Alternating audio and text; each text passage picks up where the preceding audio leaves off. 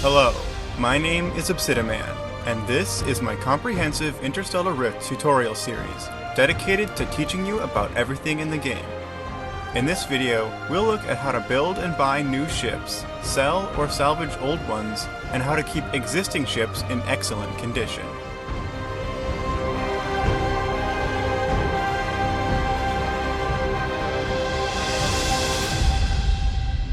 To buy a ship from one of the starter stations, find the Vendotron device and head over to the two screens up on the walkway. The left-hand screen has a list of all ships currently available for purchase from the station. The starter ships for Hurl's Co., Galactic Trade, and Sentinel security systems will always be available for purchase at their respective starter stations. But by default, the Drifter Vendotron will be empty, since the Drifter faction doesn't have any starter ships. Left-click the Show Preview button for any of the ships to have the Vendotron display a holographic model of the ship. The right-hand screen will show information about the selected ship. You can see the mass of the ship, as well as the hull, armor, and shield values, which we'll go over soon. You can also see a list of every device installed on the ship. Once you've decided which ship to buy, press the Purchase button next to the ship on the left screen. The ship will be instantly constructed out in space, ready to be fueled and prepped for flight. If you want to sell a ship you no longer need, left-click the Sell Ship button on the left screen. A list of all the ships that you own within 1 kilometer of the station will appear. Select the ship which you'd like to sell, and you'll be asked to set a going price for the ship. The default price generated by the game is 1/5 the ship's maximum resource cost plus the ship's mass, so make sure to set it higher so you aren't selling at a loss. Enter a suitable price, then press Confirm. Your ship will now appear in the list of available ships at that Vendotron. Other players can then purchase the ship, and the profits go directly to you. You can also sell your ships while on board, by opening your Grip with tab, then navigating to Ship Options, Sell Ship. Remember to put in a suitable price, then press Confirm. If you sell a ship this way, any players wishing to buy will have to board the ship first. When they open their Grip and navigate to Ship Options, there will be a Buy Ship button in place of the Sell Ship one. This method of selling ships is somewhat more secure than using the Vendotron, since only people on board the ship are able to purchase it, making it ideal for selling a ship to a specific player.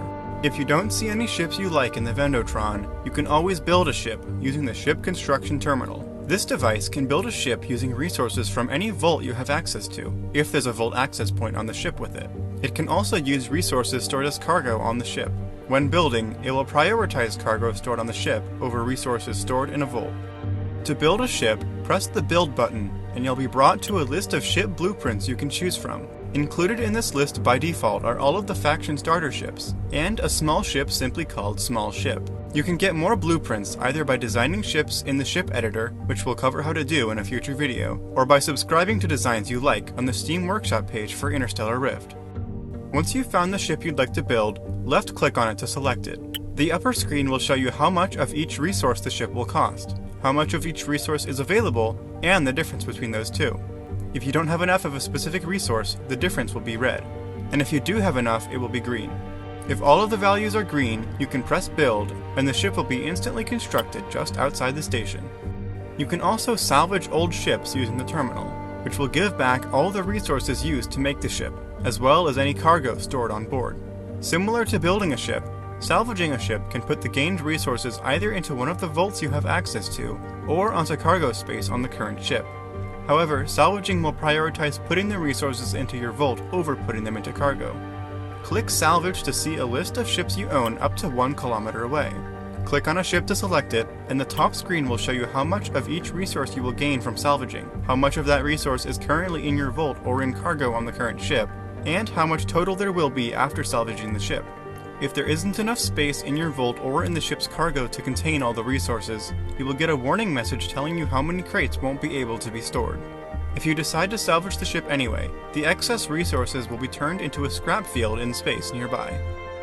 To keep your ships safe when you log off of a server, you can store them in a Storotron, found primarily at any of the starter stations. A Storotron can store up to 10 million mass worth of ships per player at a given station.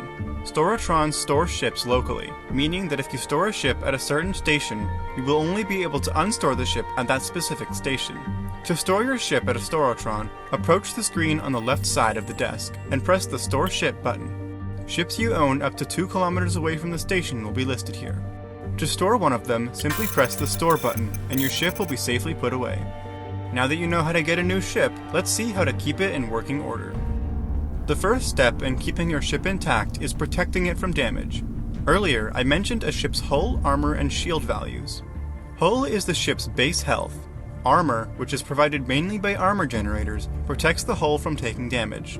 Shields, provided by shield generators, protect both the armor and hull from damage. If your shields go down, your ship is susceptible to internal fires and device damage. If your armor is destroyed, your ship becomes disabled, meaning you can't move the ship or fire weapons, putting you at the mercy of your attacker. Once your hull is obliterated, your ship is doomed, and you only have a few minutes to get to an escape pod and evacuate the ship. If your shields are dropped in a fight, devices on board your ship can become damaged. When a device is damaged, it operates less efficiently, and can sometimes fail to work at all. For example, a heavily damaged teleporter will often fail to teleport you to your destination.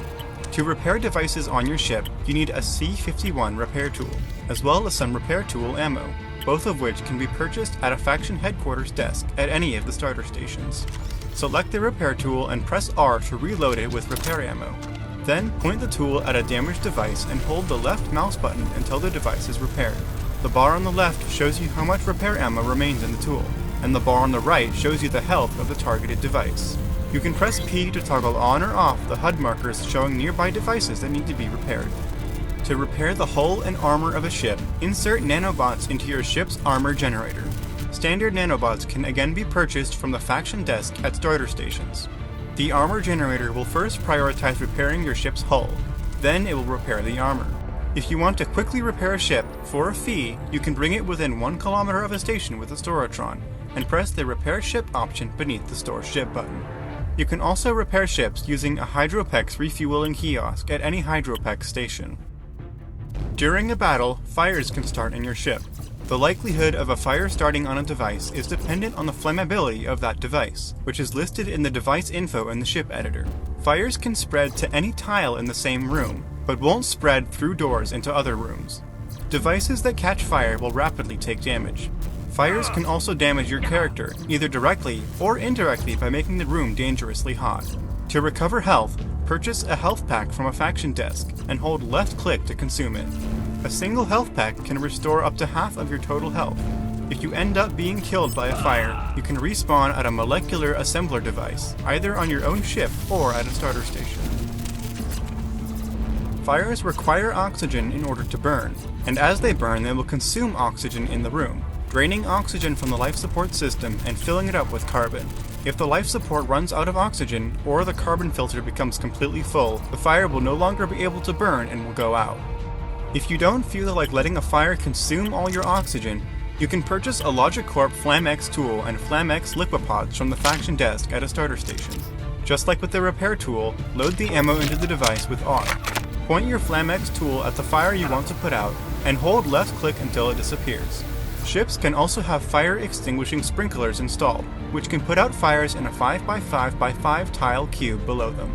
In order for them to function, you need to have a supply of water for them to use. Simply put crates of water into an empty hydrogen tank, and the sprinklers will automatically draw water when they need to put out a fire.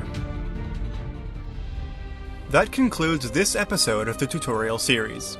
The next episode will be about creating interstellar rifts, and using them to travel between the stars. If there are any topics you'd like to see covered in a future video, leave your suggestion in a comment below. Thanks for watching, and don't forget to subscribe to catch the rest of the series.